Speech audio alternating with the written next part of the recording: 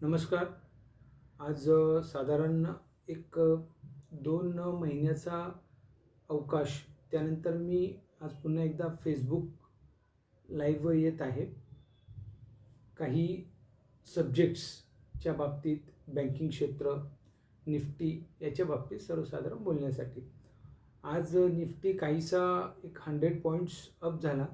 पण मी सांगू इच्छितो की ही एक सूज आहे आणि मार्केट 1 तारखेपर्यंत बजेट पेश होईपर्यंत अप ट्रेंड असेल. त्यानंतर मात्र जोरदार आपटी घेणार आहे आणि रिझर्व्ह बँक मोठ्या प्रमाणात कॅश इन्फ्लो करणार आहे. कॅश मार्केटमध्ये झोकणार आहे. त्याच्यामुळे ही आलेली एक तात्पुरती सूज आहे आणि विशेष करून येणाऱ्या पुढच्या 6 महिन्यामध्ये auto stocks, specially Tata Motors आणि ऑटो एन्सिलीज एक बालकृष्ण इंडस्ट्रीज जे टायर बनवतात, जे के टायर किंवा सोना BMW प्रिसिजन जे मारुती कारसाठी ऑटो पार्ट्स बनवतात आतले, फ्लॅंजेस अँड ऑल दॅट. तर अशा ज्या कंपन्या आहेत त्या पुढच्या 6 महिन्यामध्ये फार मोठ्या प्रमाणावर त्यांना डाऊन ट्रेंड तुम्हाला दिसेल. कारण आज जो डील झालेली आहे इंडिया आणि युरोपियन युनियनची, आता असं आहे की मी स्वतःला नेहमीच कुठल्याही राजकीय स्टेटमेंटपासून स्वतःला दूर ठेवतो. कटाक्षाने आजपर्यंत तरी मी हे पाळलं आहे आणि मी जे काही स्टेटमेंट करतो आहे कुठल्याही राजकीय पक्षाने त्याबाबत व्यक्तिगत किंवा त्यांच्या विरोधात आहे असं समजू नये. परंतु ही जी काही डील झालेली आहे याच्यामध्ये भारताचं कुठल्याही प्रकारचं बेनिफिट मला तरी दिसत नाही.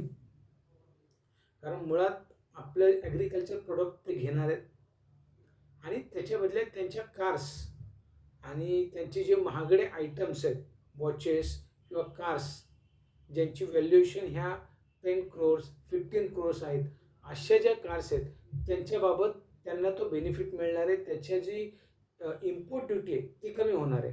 तेव्हा आपल्याला हे लक्षात घ्यावं लागेल की त्यांचे जे प्रॉडक्ट्स आहेत त्यांच्यावरची जी इम्पोर्ट ड्युटी जी त्यांना बेनिफिट मिळणार आहे, च्या मोबदल्यात आपले जे ॲग्रिकल्चर प्रोडक्ट्स जाणार आहेत त्यांचं व्हॅल्युएशन यामध्ये फार मोठी तफावत आहे. हे जाणून घ्यावं लागेल. पण ठीक आहे, येणारा काळ ते सांगेल. मी एवढं सांगू इच्छितो की येणाऱ्या काळामध्ये निफ्टी जोरदार आपटी घेणार आहे. 1 फेब्रुवारीच्या नंतर तर कंटिन्युअसली मार्केट पडणार आहे आणि पुढच्या संवत्सर म्हणजे दिवाळीपर्यंत मार्केट निगेटिव्ह असेल. जबाबदारीने सांगतो, मी ऑनलाईन असतो, काही प्रॉब्लेम नाही. आणि ऑटो एन्सिलरी स्टॉक्स मोठ्या प्रमाणावर घसरगुंडी पाहायला मिळणार आहे. ठीक आहे, हा एक निफ्टीचा विषय होता. आणि आज मला दुसरा एक विषय बोलायचा होता, तो म्हणजे रिअल इस्टेटच्या संदर्भात. त्यात असतात ते म्हणजे बँकेने उरलेले फ्लॅट्स किंवा ताब्यात घेतलेले फ्लॅट्सच्या सेलच्या बाबतीत. तर माझे मित्र फ्रेंड्स मला नेहमी विचारतात की आपण हे बँकेने ओढलेले फ्लॅट्स घ्यावेत का किंवा काय. तर मी प्रथम दर्शनी सांगेल की सामान्य माणसाने, who is a first buyer किंवा ज्याला उपभोक्ता आहे घराचा, त्याने बँकेने ओढलेल्या फ्लॅटच्या भानगडीत पडू नये, हा सल्ला मी देऊ इच्छितो. त्यांना घ्यायचा की नको त्यांनी बघायचं. तर याच्या पाठचे काय कारण आहेत? तर याच्या पाठचं सगळ्यात मोठं आणि महत्त्वाचं कारण असं आहे की जे बँकेने उरलेले फ्लॅट असतात त्याच्यामध्ये न्यायालयीन प्रक्रिया ही अत्यंत क्लिष्ट आहे. याच्यामध्ये बऱ्याच वेळेला जो फ्लॅट असतो त्याचे ओनर्स असतात, त्यांचे डेथ झालेली असते आणि त्यांच्या वारसदारांचा फार किचकट प्रश्न तिथे निर्माण झालेला असतो. वारसदारांचे हक्क तिथे उभे असतात. ऐन मोमेंटला आणखी कुठला तरी वारसदार तिथे जेव्हा तुमची प्रक्रिया पूर्ण होत आलेली असते तेव्हा तिथे तो उभा राहतो आणि बँका ह्या सगळ्यामधून स्वतःला हात झटकून मोकळ्या झालेल्या असतात. मुळात बँका एकदा तुमच्या हातात ते प्रोडक्ट दिलं की त्याच्यानंतर तुम्ही जाणे आणि ती सोसायटी जाणे, तुम्ही जाणे आणि ती न्यायालयीन प्रक्रिया जाणे, ते फार काही त्या भानगडीत पडत नाहीत. ते तुमच्या नावावर ते लोनचा तो जो काही प्रोसेस आहे ते करून देतात. कर्जाचा बोजा तुमच्या नावावर चढून देतात, फ्लॅट तुमच्या नावावर देतात.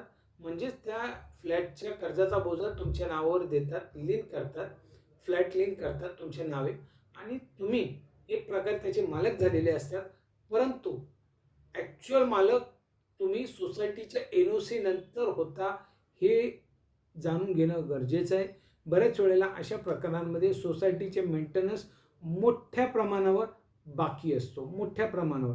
त्यानंतर आतल्या काही अंतर्गत स्टेटमेंट्स किंवा काही पेमेंट्स बाकी असतात.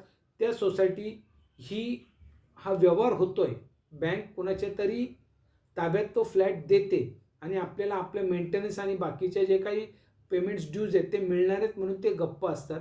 ते त्यावेळेला बोलत नाहीत. पण एकदा का तो फ्लॅट तुमच्या ताब्यात आला, त्यानंतर ती सोसायटी त्यांना हवे असणारे सगळे मेंटेनन्स वसूल होईपर्यंत तुम्हाला NOC देतच नाहीत, आणि तुम्हाला ती NOCच्या साठीचे आवश्यक असणारे ड्यूज पे करणं हा एकमेव उपाय तुमच्यासमोर अवेलेबल असतो. त्यानंतर आणखी एक गोष्ट मी सांगितली, म्हणजे बऱ्याचशा वेळेला हे बँकेने ताब्यात घेतलेले फ्लॅट्स हे डेथ झालेल्या व्यक्तीचे असतात. त्यामध्ये वारसदारांचा फार मोठा क्लिष्ट असतो.